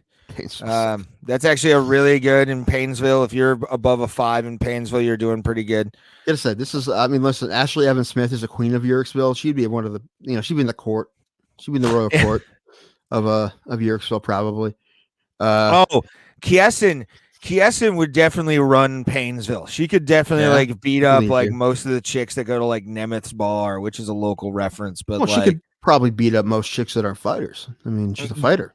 Oh yeah. If you've seen her fight before, she actually usually fights like kind of nuts, kind of dirty. She goes in like to try to finish you in 8 seconds. She was a little bit more patient in this one, but she still looked good. I mean, I think she definitely won the fight. I think she lost the first round, but then she won the second and third round. This was a good fight, and I think she hasn't fought in a minute, so good for her getting back in there. Yeah, and straight up for Louisiana, Dustin Poirier live tweeted during it, cheering her on.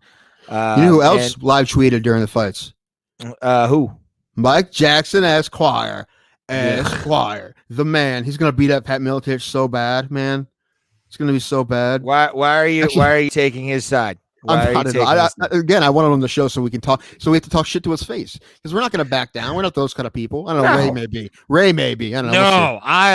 No, for the stuff that he was saying and the stuff that he said in that video, I would call him out on all of this shit. It was ridiculous. So, but they rescheduled his fight. I forget. It's like coming up in a couple months, I think. So, well, I know who I'm betting against. He's fighting the guy. His UFC debut, but the guy's like 4-1. I think they didn't pick this guy to fight Mike Jackson. They put this guy in the UFC, and they're giving him Mike Jackson. So if this guy can actually fight, he'll probably get destroyed. That's what I'm hoping for. I wish I would have given our buddy Andrew Law that shot. Same weight class. I want to see Andrew Law, Mike Jackson. I would. Dude, I don't know what I would do to Andrew Law to get free tickets. Pay your tickets for that. I would not pay because Mike Jackson's on the card. It's the only reason. But if your buddy's on the card, you got to pay. I'm aware, but I'll know that someday. I hope that one day if he gets on a big card, I'm going to be able to go. Well, the thing is, if he's on TV, if he can't go, you can watch on TV, but it is what it is. But who knows? Hopefully, again, we'll have him on again sometime this year, relatively soon, probably. He's going to, when he gets a fight, he's just going to try to get a fight maybe in the fall time. So he's been posting a lot of cool pictures too on his Facebook. He's ready to go, man. Yeah, he seems like it. Yeah, I mean, I can tell he's jonesing for a fight, which is good. So I want him to. And our buddy Gene Walker will probably get him a nice fight, whatever makes sense. Just don't bring a sandwich to the weigh-ins. Don't bring a sandwich to the weigh-ins. You know what, man? Sometimes, again, still one of my favorite stories about you. Yeah. I still don't need to make that into a stand-up bit because I'm trying to work on it. But you kind of have to, to tell it to people that aren't necessarily fight fans. You have to figure out a way to do it. Like bringing a pizza to a Weight Watchers convention. Like, why did you do that? Pretty much, it is. Yeah, no, it's not. It's like bringing the heroin to or bringing the beer bomb to the AA meeting. Pretty much. Yeah. You walked in. It was like an alcoholic. Who wants shots? You walked into an NA meeting and who wants Vicodin? Everybody, like that's what you did. Yeah, I'm addicted to Vicodin. I'm really stressed out right now. Hey, man, you want a Vicodin? Take the edge off? Dude, I got a perk. You want a perk? Take the edge off. That'll help you out, man, real bad. I mean, it's not Vicodin. Yeah, it's different. It's totally different, man. Different buzz. Sure. It's fine. Yeah. That's exactly what that's like, pretty much. What you were addicted to was Pfizer. What you need is Johnson & Johnson. I'm telling you, there's less addictive. Is that going to be a new thing? Like people get addicted to vaccines? Oh, God, no. I hope not. You might get those psychos who are like, I want my third one. You've had one. You've had 2 this week. Stop it.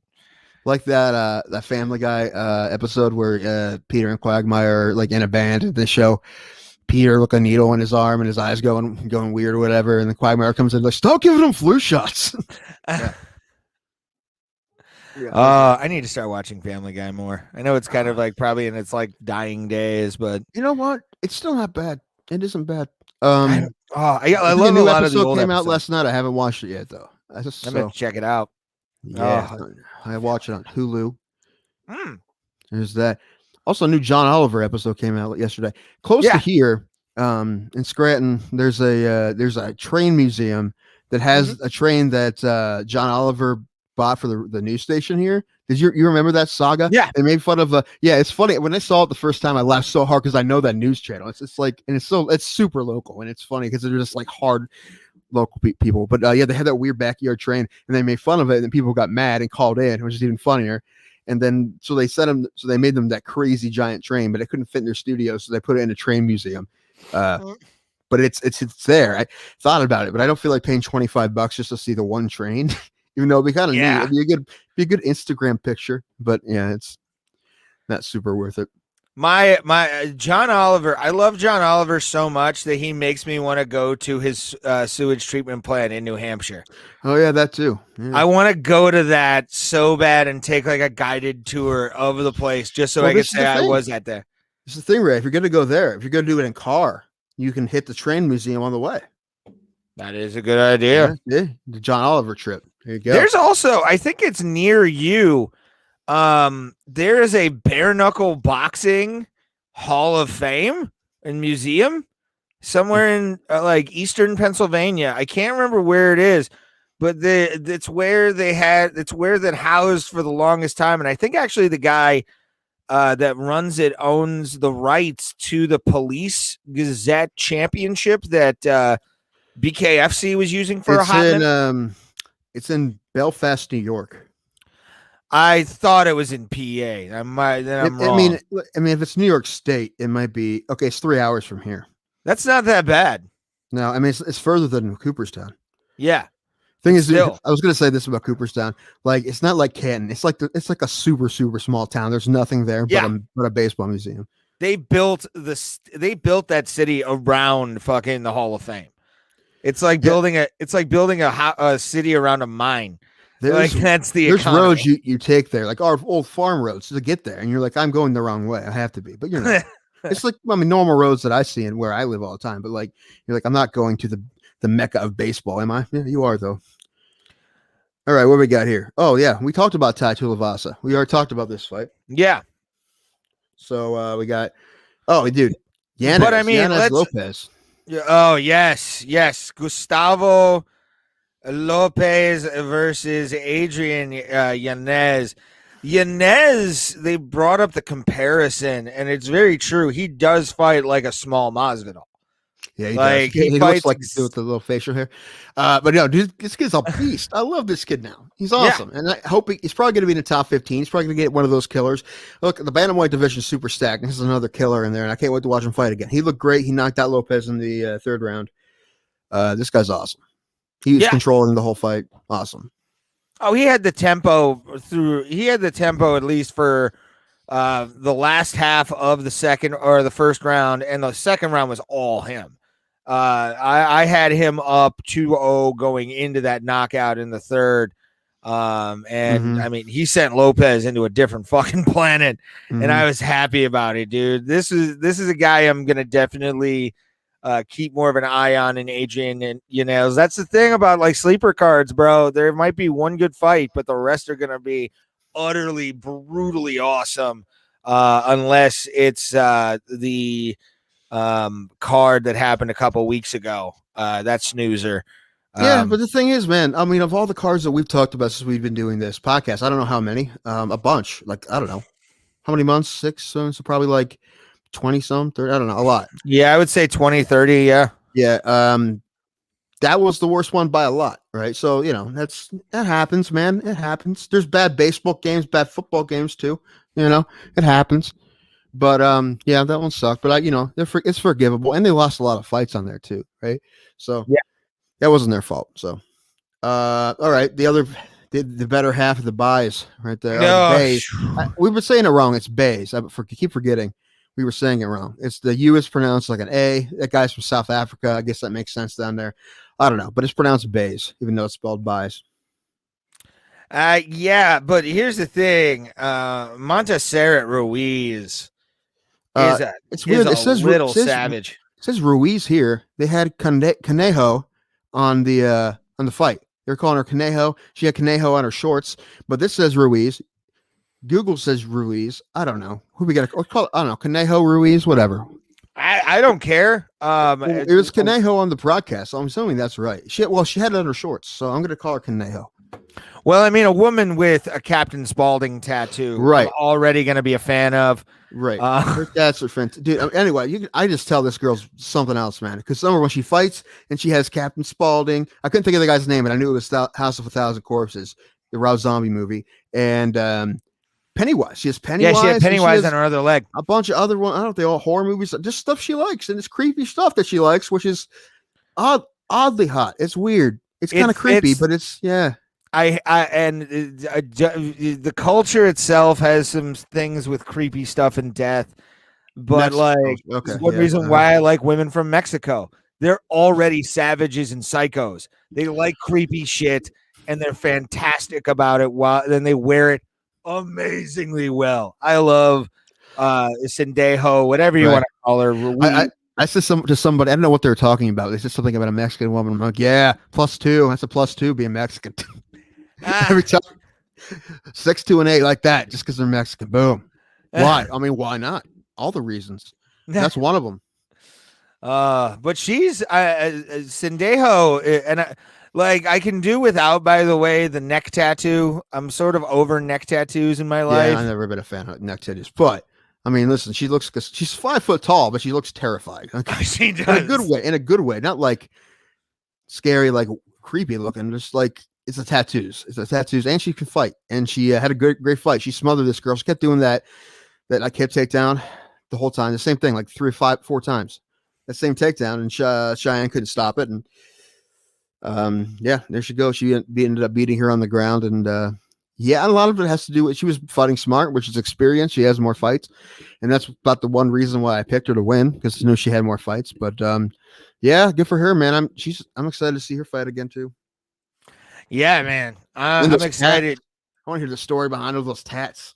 Me for, sir. Me for. Those are some nice, and hats off to whoever again. I mean, my one buddy John, who I went to his house to watch the card with, I was the one that fucking picked up the fact that she had a Captain Spaulding tattoo. Mm-hmm. And he was immediately like, he's a big Rob Zombie fan, even though Rob Zombie's new song, Crow Killer, is not that good. Crow Killer Blues is the name of the song. Just came out a couple weeks ago. Not a fan. Isn't he making a remake of some movie that is different than a movie I think he would make? What is it? Did you see it? Maybe I can look it up, because I'm curious now. It's not a horror movie, I don't think. He's making it, and he's making some remake, and Moon is going to be, I think, the lead in the movie. His wife. That's it's the Munsters. Yeah, she's going to play. His wife's going to play Lily. Okay. Lily, Grandpa. That should be interesting, man, because that's a sitcom. So let's see. It should be interesting. Well, they made a Munsters movie in the 80s. Yeah, but not with Rob Zombie. No, that movie was more based off of the actual campy TV show with Ed. Oh no, why can't I remember his name? That played Herman Munster. He was also the judge in My Cousin Vinny. I don't know. Is it still going to be a comedy? I would hope. I would hope so too. You can't do the Munsters and make it like a scary film. It's the Munsters. It might be weird, but it can still be funny. Yeah, I'm hoping for like an Addams Family. With what's that guy's name? I can't remember the guy that played Gomez Addams and Christina Ricci and all that kind of stuff. Yeah, I can only remember Christina Ricci, but he was a big actor though. That guy had a documentary made about him recently too that I want to watch. Can't remember his name, but and I loved the pinball game back in the day. Addams Family Pinball was dope. It's one of my favorite pinball games. I believe you. It has Thing coming out of a box and grabbing the ball. How do you not love that? I love the Munsters. Like, that's one of my favorite TV shows ever. Relatively recently, like a year or so ago, that I learned that pinball was illegal for a long time. Yeah, because they felt like it was going to be. Yeah, they thought it was gambling. It was really weird. Yeah. It was And going the to way they corrupt got the it, youth. got it overturned was just a guy went into a boardroom and just started beating people at pinball or something like that. He just started racking up a bunch of points on a pinball machine. And they're like, okay, he's skilled at it. So it's a skill game. So he can play. It's so weird. I mean, That didn't make any sense at all. It's one of those things where, much like a lot of things in politics, and Pat Miletich can attest to this. There's something else behind it. Yeah, it's always something where somebody's not getting their beak wet, or right, like somebody's not getting some shit done. Biggest things about MMA in New York was the culinary union. When I tell people that, they're like, that can't be right. It makes no sense. I'm like, I know it makes no sense. But I mean, then it's because it's connection, whatever. The culinary union was mad about the fertitas, right? So they like held out in New York. Mm-hmm. Hey, sometimes unions can do cool stuff. I mean, that's not cool because I wanted it to be legal in New York. But I mean, just saying, hey, you mess with us, you mess with all of us, bro. That's why, like, I'll go out on this limb. I'm actually, at this point in my life, anti-union, because shit like that can happen where, like, millions of dollars of revenue can be just thrown away over decades. It makes sense. Big business, Ray Hyclock is anti-union. That makes perfect sense. I mean, I'm for it in, like, automotive or something. Like, if you're doing high construction, like being a boilermaker, totally understand a union. But a culinary union... that shouldn't be a thing. Like, you work in the food service industry. You're not fucking on scaffolding all day. I'm part of the Dishwashers Union of Ohio. You and one other guy named Javier. Yeah, I'm the only white guy in Dishwashers Union 34. 32 through or 1 through 33 is all like dudes with GEDs. You're the only one that has a high school diploma. I barely have one of those. So yeah, me too. I got an exemption from the graduation test years ago, so I didn't have to take the OGTs, which was lovely because you did the proficiency test, right? We were like the last class that took the 10th grade one, I think, or the freshman one. Oh, okay. Yeah, we were the last class to take the freshman one, and after that, so you probably took the 10th grade one, right? Uh-huh.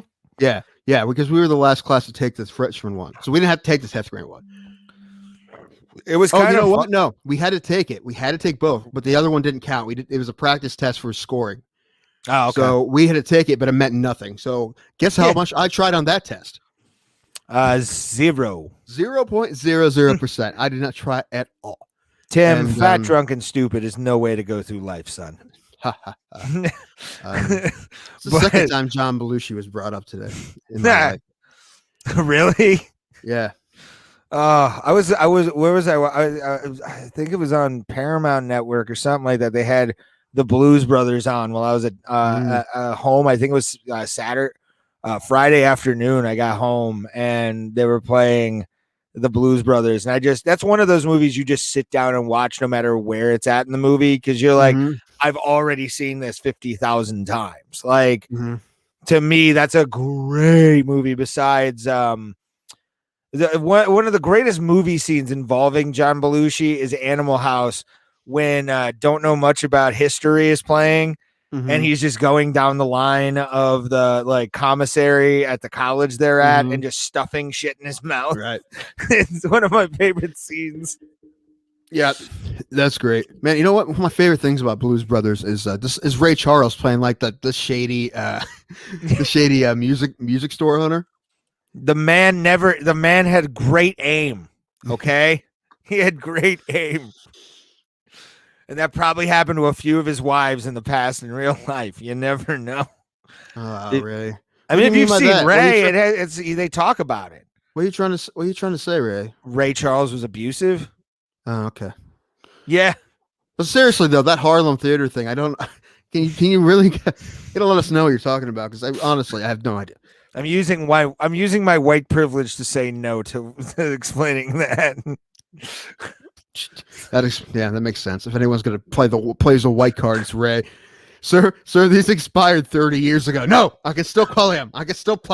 I still have credit here. I still play my straight white man card, Ray. Sir, those expired in 1990. This gives me an automatic blackjack. I'm white, for God's sake. White, damn it. Oh, you monster, you. All right, we have one more fight to talk about. We do. And No, we have this two. one, Yeah, we do. This is the last one. Okay, because we talked yeah, about the main event. Max Griffin just. He flattened this dude. That was pretty awesome. He hit this man hard with his hand fist. He did, and he slept the dude. It was pretty great. That's basically all you got. I mean, that was great. Good for Max Griffin. This guy can crack, and he cracked him hard, bro. He assassinated the assassin. It He was did. it.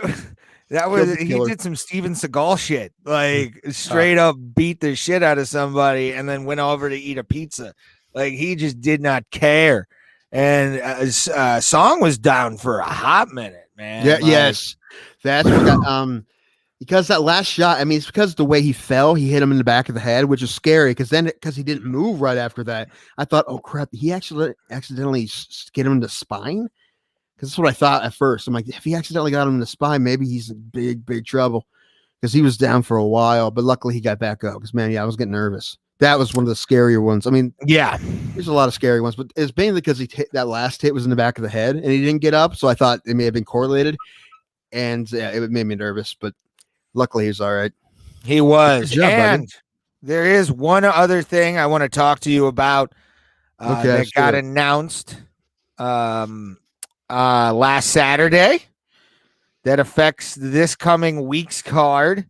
Oh yeah, Yeah, kind of a bummer. It's a big Alexander bummer. Volkanovski versus Ortega is off for this Saturday due to COVID. They said they're going to reschedule it probably for a couple months from now. I would assume couple months. You don't want to have that lingering more than a month and a half. But when I sent you that, you gave me thumbs down on it. Mm-hmm. And give me your thoughts on it right here. On what? On the That fact. happening? I mean, It sucks. That's all. I mean, this is the time we're in, brother, and it happens. Hopefully, they get that thing going in a month or two. I mean, I highly doubt they're gonna. Maybe they'll put it on 262. I doubt they'll put it on 261. There's already three title fights on there. I don't know. Actually, if the timing worked out for them, they would do that because the guys were just in camp. They want to do it in a month. They would do that, I think. Especially because they're finally having a crowd. But I don't think they announced that they're having a crowd in Vegas for 262 yet or not. They're probably not. Yeah, I don't know. Well, if they're not at all, they have to be having some because they wouldn't be doing it with no crowd at all. Well, they wouldn't just contest winners. Like how many? Like I mean, if there's two in the Howler Head booth, like that's all they do. Did I tell you that when I signed up for that first contest, I got a restricted number call that I didn't answer because I didn't see it, and then I didn't get it. So now I'm just assuming that they called me, and it probably wasn't, but I'm just assuming that it was, and they didn't leave a message. It was Dana White be like, "Follow didn't answer, whatever." Fine, we'll go to this couple that deserves it more than this dude. Right. Would have been bad because they would have had to tell me to put my shirt back on and stuff like that. That bottle of Howler Head would have been gone before they would have seen me on the screen. It's like this was full before like 5 minutes ago. I work quick, bro. What do you want? Mm-hmm. Why did you rip open the couch cushions with a pocket knife? I thought there'd be more Howler Head in here, bro. You're keeping the good stuff hidden. Yeah, that was just fucking watered down bullshit. That was iced tea. What are you doing? Get your shit together, UFC. The whole time, Ariane, hey, Ariane, Habib, boo, hey, Brittany Palmer, hey, there's room on the couch, Brittany Palmer, hey. Want some Howler Head? We're out of Howler Head. We're out of Howler Head, but there's still room on the couch. Oh, I would have been heckling the entire time. I would have been cocky as a motherfucker, and you would have seen my picture outside saying, "Don't let this man in." The next How great day, would it be to get kicked out? The only fans there, we get kicked out. Oh, that would have been doing fun. Things we would do if there was a full crowd, right? The same stuff. But there wasn't a full crowd. There's just two guys who just wouldn't shut up all the time. See, that's where like UFC 210, I'm amazed we didn't get kicked out just because we were so loud and obnoxious because we were just baked out of our heads. And then we were drinking tall beers the entire night and then sang Won't Back Down as Chris Weidman came out. Like that's what we were doing and standing, blocking people's views like an asshole. Is Weidman Hall on this fighting? Are they fighting Saturday? Are they fighting on the next card? Let me see. They're fighting soon. UFC 262. No, not what I wanted. Stop. I don't know. We'll find out. Yeah, we'll talk about it as it comes in. But I think, Tim, we should call it a night, my friend. Yep. Taking you from your family long enough. Oh, it's fine. They're asleep. Well, not all of them. I like the work ethic as well. Bringing the microphone stand, taking Right? my Look at that. Now I almost my thing because I did it in Vegas. So. I should have. What I should have done is I ended up not needing it. I found a table, but I could have probably fit the TV tray that I use at home in the car, but I didn't bring it. But I don't really need it. I'm fine. This works. We're good. I'll be back on whatever day we're doing that. Whatever. But you have anything to plug or anything? No, man, I'm not even in my state right now. I don't know. No, nothing. I have one thing, which is the Grindhouse Tavern. This coming Friday, I will be in Berea, Ohio. Show starts at 9 p.m. and should be a fun night. Hosted by Brandon Petrie. So go support that, and a bunch of live comedians will be there, along with a few maybe dead ones. We don't know. I was gonna say there's gonna be a couple Zoomers in, a couple Weekend at Bernie's comics. Maybe just prop them up from the ceiling. Oh my gosh! Like, please do that. I'll do that to you if you go before me, and vice versa. Okay. I like it. You should have the microphone and do your jokes, and I do my jokes with you while we're just like. Sure. Why not? Why not? But for Tim Danko, I am Ray Highclack. This is the Bro Plata. You people are sexy. And we will see you Friday to talk about UFC 260. Stipe Miocic versus Francis Ngannou. Thank you guys for watching. You guys are awesome. And we will see you at the Kumite, motherfuckers. And there's a cool plant right here. Up. It's fake.